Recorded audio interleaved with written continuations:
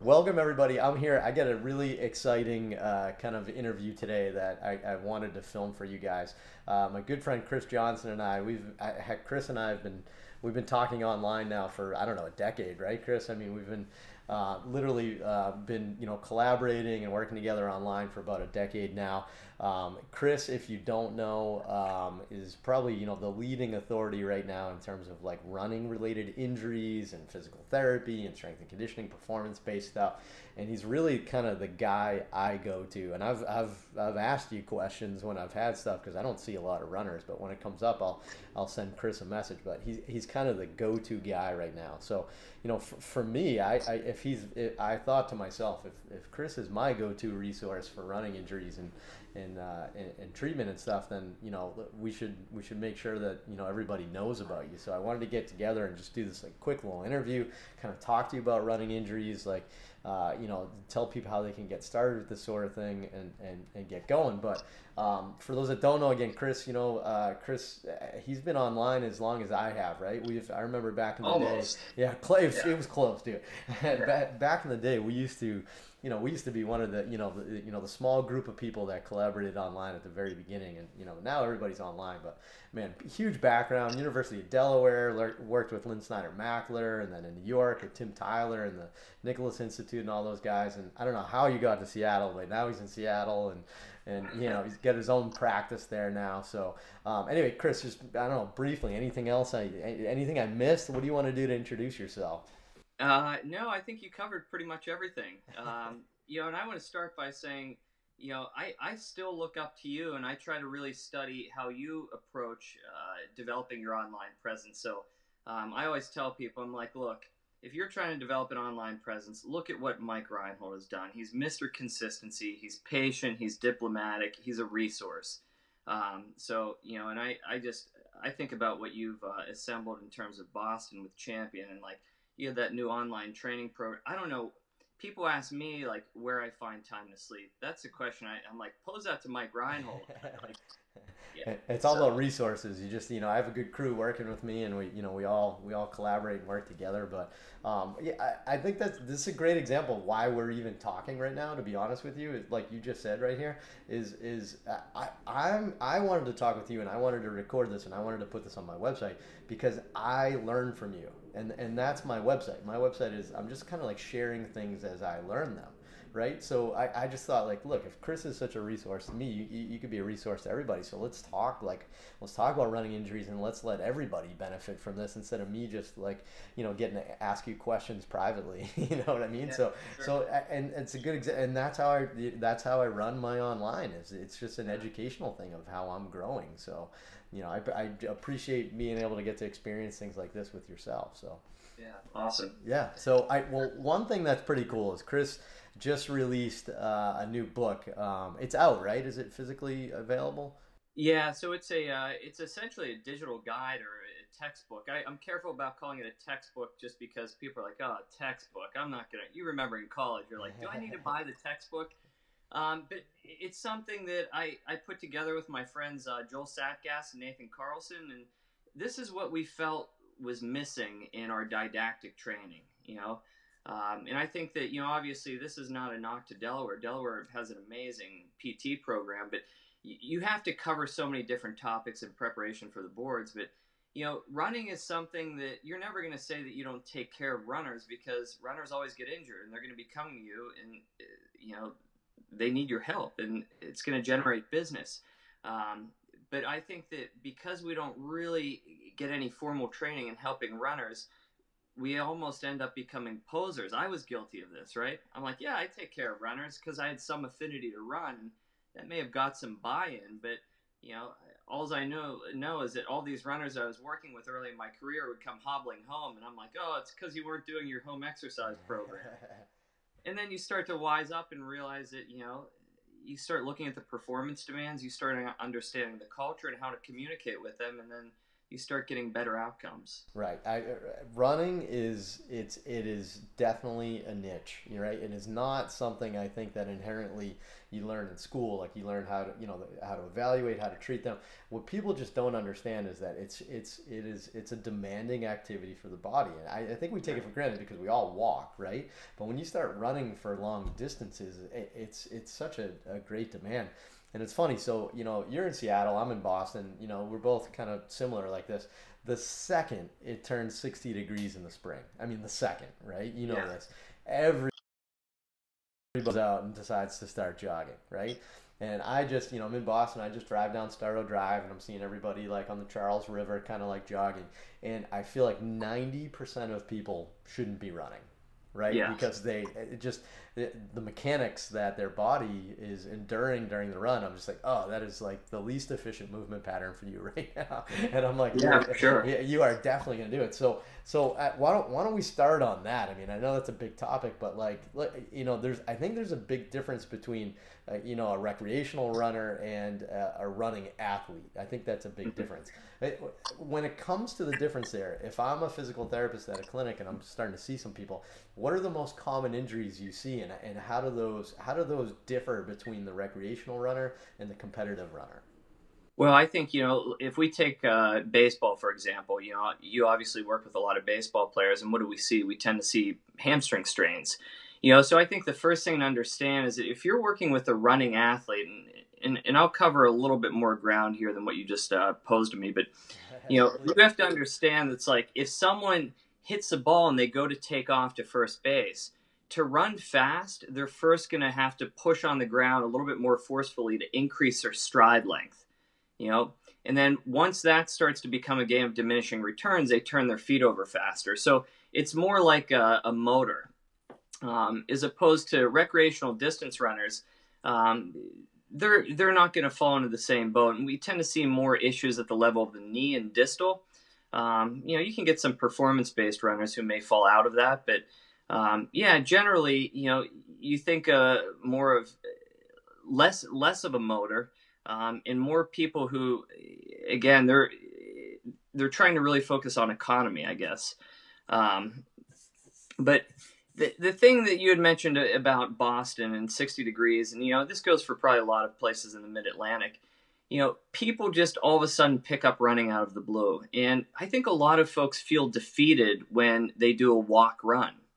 And I have so many folks that I coach, and I say, hey, we're going to get you doing a little bit more walking. I may say, hey, go out and do 5 8-minute bouts of running with 1 minute of walking in between. And they're looking at me like, Chris, what the hell are you talking about? I just, shouldn't I be running the whole time? And I say, look, people who have won Kona have done walk runs. So I think people, they feel defeated if they don't start and finish running the whole time. So again, and I think from a psychological standpoint, it's easier to just break up into parts. And I still do this. If I go out for a longer run, maybe I'll do 5 by 15-minute bouts. So again, especially if you talk about cardiac drift, where your heart rate starts to climb a little bit, when you do that walk, it brings it back down. Right. So again, it's just having these conversations and letting people to know it's okay to walk. Right. Well, especially the recreational athlete that's coming in. I mean, the majority of time people are going to go until I don't want to say break because that's a little aggressive, but you know what I mean? They're going to go until they can't anymore. Yeah. Nobody's going to be like, hey, I'm going to start jogging today and I'm going to do a controlled walk, run progression.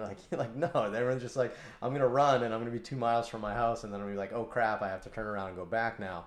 Right. Yeah. And my knee's sore, right? Because I haven't run ever in my life, but I decided at age 40 to start running. Right. So, running to me is like one of those things. Like it seems like there's two things. Obviously, like you clearly, to be a good runner, you need to have like the cardiovascular output. You have to physically be able to do that with your body. But then there is a biomechanical challenge to it, right? And there's so many people that again, there's no right or wrong way. I'm sure you have some mechanical things that obviously are best, but it's all about efficiency, right? And there's so many people that just have poor efficiency with their pattern that if they just cleaned up some of those efficiencies, then I think they would be able to handle a little bit more. But why don't you speak on that a little bit, Chris? Like, what do you think? Like, what are the big like areas that you see where people often have like poor running mechanics? Like, what are some of the deficiencies you see that decrease their ability to run well? I would say a lot of people just don't build up the capacity, and I think that you have to just start by considering that running is a plyometric activity. So if you're not tolerant of the stretch shortening cycle, you're going to get yourself in trouble.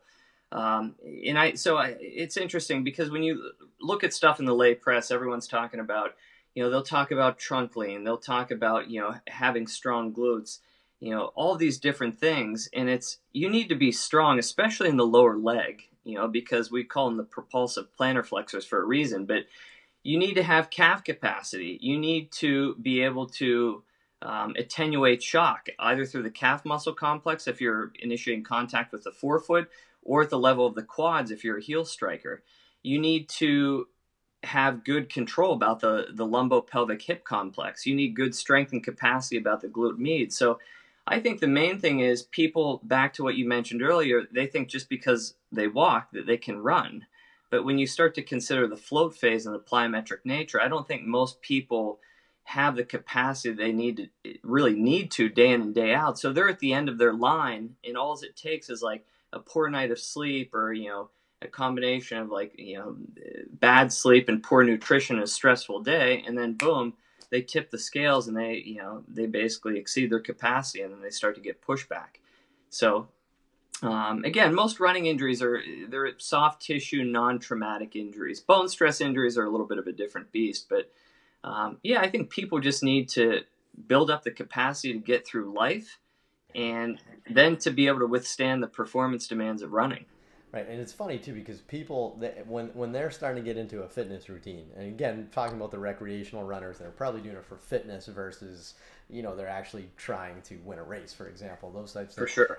they're probably picking and choosing and saying, look, I want to start running to lose weight or for cardiovascular, right? Mm-hmm. And they don't realize that the combination of this and strength training, it's almost mandatory, right? I mean, I mean, it's they almost think I have to pick strength or conditioning or cardio, right? And the lay group kind of do that. But I mean, you said it well. You have to be able to build the body's ability to handle all that loading, right? And just like you said, I mean, running is, even jogging, I mean, it's a bunch of repetitive little hops, right? It's little jumps, it's a controlled fall that you have to keep, eccentrically controlling and then propelling again that next one.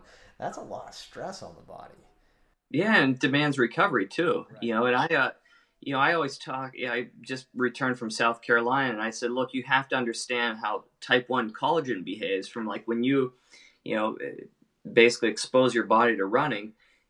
How does that play out over the next 24 to 36 hours? And this is really important, from a rehab standpoint. But yeah, it's even though it's a low-level plyometric activity, it's not very forgiving. I do think that we're starting to see people come around and start to accept the role of strength training. There's a great article by Larson. I think it's Jeppa Larson's. I don't know this researcher, but in British Journal of Sports Medicine, they basically, they show this through a few studies. Strength training essentially halves running related, or let's say non-traumatic soft tissue related issues. Yeah. And it's nothing fancy. I put a lot of these videos out online, and some of it's just me playing with movement. But again, it's like you need to target the calves, the pretibial muscles, the quads, the hamstrings. Runners have a higher hamstring to quad ratio. That's more elite runners. But again, I see a lot of issues about just control around the lumbopelvic hip region that get people into trouble too. So it's not just strength; it's also control, which makes sense, right? I mean, that's you think if you're sitting all day, I always give the example of like, what does the core do? I mean, if you sit all day, your core literally just like learns to do nothing. It learns that the chair, which we're both sitting in right now, the chair, it can do the job of my core. So then all of a sudden I stand up and I say I'm going to go run, and my core hasn't done anything all week, all month, all year. You know what I mean? Because I haven't done any of that. I mean, it makes sense to me. If you look at every other sport, the major sports like football, hockey, basketball, those are all obvious, stronger, better, that type of thing. But you start seeing some of the subtleties like sports like tennis, baseball, pitching, golf, gymnastics. They're starting to see now that even in sports that you traditionally didn't think were strength-based sports, that strength is important because it develops, like you said, capacity, right? So, have you noticed, like, so obviously you have a lot more higher end runners that you deal with and you consult with over time. Have you noticed is the sport itself, our triathletes, our long distance competitive runners, are they starting to get more into strength training? I would say there's definitely a population that are, but I still, if you just sample, say, 100 runners and triathletes who are consistently training, strength training is the thing that always falls by the wayside. It's always You know, fast. yeah, especially with triathlon. So, I coach a lot. I would say a 50-50 split between runners and triathletes. And, you'll see green. So when I coach for them in training peaks, you'll see the swim, bike, run. Those are always green, and the strength training is always orange. I'm like, come on. Um, so yeah, it's, we're still swimming upstream with this stuff. Right. But I don't think folks realize, I have a friend, Matt Walsh, who's in Portland, and he and Dave McHenry, and they do a lot of work with the Nike runners, a lot of performance-oriented runners. And you would be shocked how strong these runners are, So, I mean, just certain benchmarks, and some of this is biting off Dan John, but, like I want runners to at least be able to deadlift their body weight. Right. The elites are deadlifting twice their body weight. Right. So again, I think that it's starting to become a little bit more in vogue, but people still wrestle with this, and it's just part of the culture, and it's perpetuated by coaches and people who are in the community, that you're going to lift and you're going to start to put on mass. I always hear my muscles are going to get bound up. I'm like, what in the hell does that mean? Yeah. So, and there was a study that Blogrove did, and sorry to quote all these research studies, but there is one study out of 18 that showed that maybe someone puts on a little bit of mass. And you know what? For runners and triathletes, I'm cool with that. It's Right. probably healthy for them. Probably need that. That's a good point. Yeah. So, but yeah, I think there are certain people. I think Tom Goom is doing a good job of, just highlighting the importance of strength training. Greg Lehman talks a lot about it, but it's still not where it needs to be. Right. Yeah. We need to keep educating. That's where I think your book comes into play. Your textbook. I just want to throw that out there. But I mean, I think that it comes a big play because there's two things about it. You obviously wrote it because you're well experienced in working with this type of athlete. You wrote it for them to understand it and for them to know. So you're doing a great job kind of getting that community to understand the importance of it. But I think the most exciting part is that people like me, physical therapists, strength coaches, like that type of crowd, we can read that and also learn from it, right? So it's a very good kind of like, it's almost like a snapshot. And to be honest with you, what I recommend everybody do is I recommend everybody read that book to understand the importance of resistance training and how you apply it in that level of athlete. And then combined it with your website and your social media accounts, stuff like that, because I feel like your accounts are always very like control based and stability based, and like how to handle the nuances of running. And I thought when you first sent me the book to take a peek, I was like, man, this really complements all the other stuff I've learned from you over the years. And you put that all together. It's such a great way to learn running. And for people that want to get running, you got to check out these resources. That's kind of how I think of it. So. Yeah. Well, and I'm glad that, the stuff that you mentioned resonates with you because, I do have a bias. I got into physical therapy ultimately from a series of like injuries, musculoskeletal issues from pitching. I mean, that was a sport that I was a lefty and I was throwing fast at a young age, probably beyond my capacity. And then I got into tennis. But when you look at the best, baseball players and tennis players, really any athletes, they move with this grace and fluidity and control, and it's just pretty to look at. You don't even need to know the sport.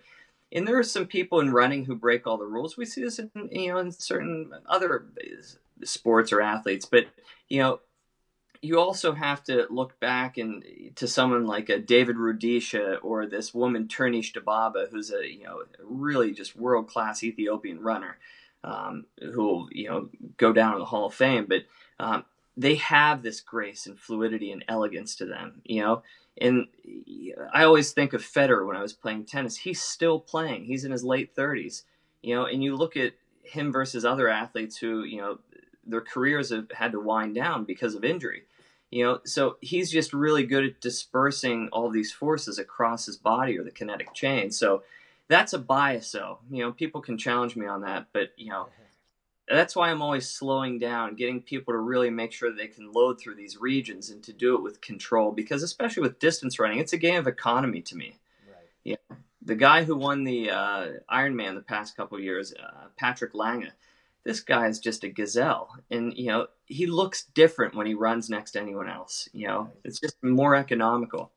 So right. Well, I like the main points you brought up here too, and I kind of fished a little bit too, and I like how you didn't bite, which was kind of good.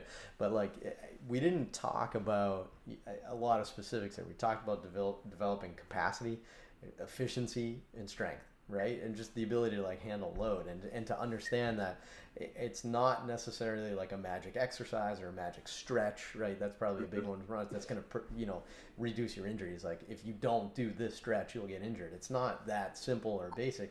It's all about the body being able to handle that load. Right, and I think you said that really well here, and I think that's like a really good take home from this whole discussion from you and I, is that it's much more complicated than that. It's not a simple do this stretch, do this exercise. So you have to understand workload management, and that's tricky for people, especially like a new grad PT that's trying to get into running injuries. They want to look for this magic manual therapy technique. They want to look for this magic stretch. They have to understand that it's also about understanding workload capacity and management of that, right? That's hard. Yeah, I don't know how, when you were traveling a lot with with the Sox, it's like, you have these guys who are calling on their body, in a way that's really tough to appreciate, and then they're on the road, they're probably they're not sleeping as well as they would have. You have to there's so many factors that you have to account for in one's ecosystem. So yeah, chalking it up to, hey, do a couple of these exercises or stretches and you're going to be good to go is just reductionist, to say the least. Right. So I'm on the phone all the time with a lot of the performance coaching clients that I have, and I'm like, hey, how's it going? I'm trying to sense the energy in their tone. Are they short with me? Are they irascible? Do I hear their spouse or partner yelling in the background? There's a way of communicating and being with an athlete, and you pick up so many. Vern Gambetta was talking about this recently. So I think it's really important we take a close look at all of the data, but we also are present with these people, and we're very communicative with them. Right. So it's super helpful, and I think if you combine all these approaches, I still think right now, like Instagram everywhere in the world, everybody wants to kind of poo-poo the importance of the biomechanical aspect of all this sorts of things. Yeah. I think running and I think we've nailed a lot of different things we need to do in addition to stuff like biomechanics. I think running is one of the best examples of why biomechanics is still important to an extent, right? There's definitely good running mechanics and bad running mechanics. Now, that doesn't mean you're going to die if you have bad running mechanics. We don't need to fear monger that you're going to explode or your knee's going to blow up, right? But your capacity is going to be lower. Your threshold to probably having some inflammatory components or overuse or something like that. Your biomechanics definitely have a say in your capacity, in my mind, and I think running's a great example of that, right? So how do you balance that? What do you do to balance the biomechanics and the the workload management and even the pain science aspect of it? What are some strategies that you've used? That's a whole course right there. I know, and it's big. Everybody wants to go right to the stuff like the pain science and stuff like that. And I think this is a great example to show you can't downplay the biomechanics as much as it's just a part of the process. But I feel like we're going the other direction where everyone's just no, biomechanics don't matter at all. It's just this.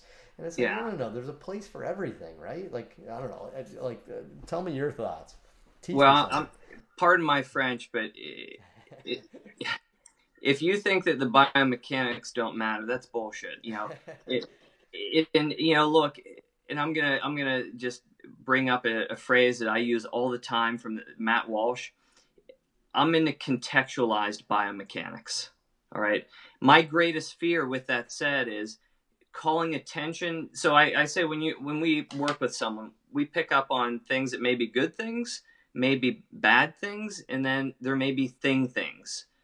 If you start drawing attention and getting someone fixated on a thing, and it's just an incidental finding, like that's a problem. But yeah, I don't, pain science, this is a very hot topic right now. And it's been that way for the past several years, but I think that I infuse pain science through my line of questioning with someone. I'm not doing like therapeutic neuroscience education. If someone comes in, a great example, someone, I get a lot of these triathletes calling me from all over the place. And, this woman said, yeah, I started dealing with some calf pain. I think I tore my calf. The next question has to be, well, okay, that's helpful to know. When did you tear your calf? Right. I tore my quad muscle kicking a soccer ball. I recount so many details to that day. That was when I was a sophomore in high school. If you tear muscle, all right, you're going to recall exactly when it happened, right? Right. And then you get into some simple questions, say, well, what do you think you should do? If someone says, well, I rested it for a little bit and that helped initially, and now I just feel like it's sort of ho-humming. And I'm like, well, what else have you tried? People may say, well, I may have tried stretching, I may have tried taping, I may have tried X, Y, and Z. And I say, well, how is that working for you? And they said, well, I'm running into these issues. And I said, well, what do you think you need to do at this point? And they're like, I feel like I need to start challenging it. I'm like, I do too. Right. I think that you've lost capacity and there's some healing that's taking place, but we need to create a stimulus to elicit adaptation. So, and then it's putting it back on and say, what do you think? And if you introduce an exercise, Lenny had put out a great post from one of his slides recently.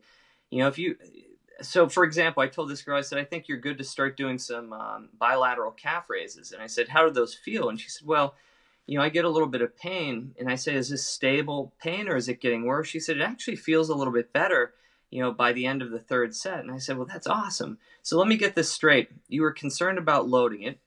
You started loading it and you actually feel better after you loaded it. Awesome. Let's keep exposing it. Do you think we should add more load? She's like, well, I think I could maybe go up to like 3 sets of 15. To me, that is pain science. And it's looking someone in the eye, maybe calling them afterward and saying, hey, do you have any questions? Or is there anything we didn't get around to discussing? It's not, hey, pain is in your brain. The amount of pain you're experiencing doesn't correlate to the amount of tissue damage. That's just unhelpful. Right.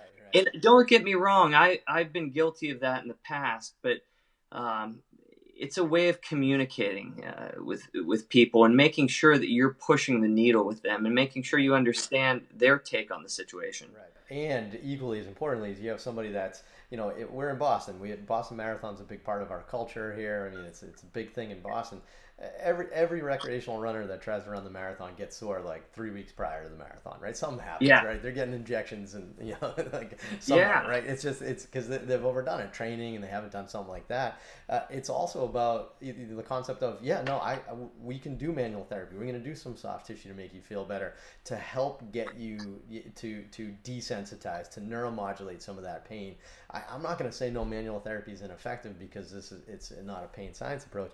I have to get you to run this marathon in 2 weeks, right? Yeah. And I think people have to understand that too. Is like there's definitely a capacity issue and there's a way you handle it, but there's also of like how you neuromodulate that pain, because I mean you're not going to be able to run pain free, if you're sore 2 weeks prior to the marathon. But I'd never say don't run. Your leg may fall off, right? Like that's the other end of the spectrum, but. Yeah. And hey, I always joke with runners, and to me, this is pain science, whether people realize it or not. When someone calls me 2 weeks out from a marathon or an Ironman, they're like, hey, I started getting some niggles. I'm like, of course you did. We're 2 weeks out from the race. I said, I'd be concerned. You have a big threat coming up, and you've worked really hard for this, and, your body's on alert, and your nervous system is on alert. And they're like, oh, wow. It gets them to take a step back. Right. And so much of this is just understanding, because I've had niggle. Like I remember racing Ironman Louisville, and I started developing great toe pain randomly out of the blue, and I've never had great toe pain. And I just laugh and I say, how absurd is this? Right. So, right. And you made it, and you did a good job. So yeah, exactly. Awesome. Well, So, honestly, I appreciate your time, Chris. And I mean, I think this is, this is a great, beginning, right? For somebody that's interested in getting into, working with runners and therapy, training, those sorts of things like that. Hopefully then, we can give them a little bit more resources. Like for me, I think it's, follow your social media accounts. Your new book on resistance training for runners, I think, is a fantastic job as an educational resource and something that runners can obviously benefit from. But if you're interested in getting with runners, I really think you got to check out these things from Chris, because he is literally my go-to resource when I have running related things. Hopefully they can learn from you. So it's chrisjohnsonpt.com. He's got a great website, social media presence. He's been doing this for forever, just like I. So he's in there. Zarin PT is his practice. I think if you're interested in runners, I think you should go to his website and you should check it out and just see, what is somebody like Chris doing that's very specific to runners. Chris, any other parting words or anything? Like, what's the number one thing you'd tell a young physical therapist that wants to specialize in running injuries? Where do they get started? go immerse yourself in the running community and just start hanging out at practices, start hanging out at tracks. Just slip in. Don't start, trying to offer solutions or talk about your services. Just start to build relationships with people and start to just observe patterns. For people who are working with runners, that understand that you're only as good as your last injury and to the extent that you rehabbed it. I deal with so much incomplete rehab and underloading, and when people come to see me, they're always like, "I can't believe what we're doing." I'm blown away, and I said, "Well, you're getting back to a plyometric activity. We need to have confidence, right?" Um, I can see so that. I yeah, feel like people rehab with runners. They rehab until they can run like 10 feet pain free, and then they're like, okay, I'm done with rehab. I'm just gonna go run. Right? yeah, Like you see that all the time. they return to participation. They never get back to return to truly sport and competition. So, Right. as we say, you rehab to train, you train to compete, you compete to redefine your limits. I love it. I think Yeah, that's a great conclusion right there. That was awesome. yeah, yeah. Well, Cool. thank you, Chris. Thanks for joining me. I hope everybody Yeah, got to enjoy this as well. I'll put some links underneath in the blog post so you guys can check out Chris. And thanks again, Chris. That was awesome. thank you so much. In regards to the whole crew at Champion, and keep up the great work. And yeah, it's flattering to have you reach out, Mike. Thanks, Chris. You're someone who, believe it or not, you're a role model to me, and I know that I'm not alone in saying that. Well, thanks, Chris. Appreciate Yeah, it. Thank you. yeah.